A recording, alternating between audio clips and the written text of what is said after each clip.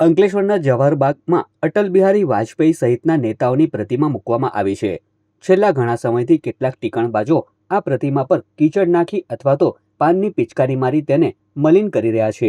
આ ઘટનાની જાણ ભાજપના આગેવાનોને થતાં તેમણે સ્થળ પર આવી પ્રતિમાઓની સાફ સફાઈ કરી હતી. માત્ર 10 દિવસમાં બીજી વાર આ કૃત્યને લઈને શહેર ભાજપ પ્રમુખ ધર્મેન્દ્ર પુષ્કણા દ્વારા અંકલેશ્વર શહેર એ ડિવિઝન પોલીસ મથકે અજાણ્યા ઈસમો સામે જાણવાજોગ ફરિયાદ નોંધાવી છે. બાગમાં 24 કલાક ચોકીદાર હાજર રહેતા હોવા છતાં આ ઘટના કેવી રીતે બની તે તપાસનો વિષય છે. તો બીજી તરફ અંકલેશ્વર નગરપાલિકાએ પણ આ ઘટનાની તપાસ આદરી છે. ગંદી કરી હતી, કાદુક નાખી અને પાનની પિચકારીઓ મારેલ હતી એવી માહિતી મળી હતી. ત્યારબાદ અમે તાત્કાલિક અસરથી શહેર પોલીસને જાણ કરતા શહેર પોલીસમાં અરજી આપી છે.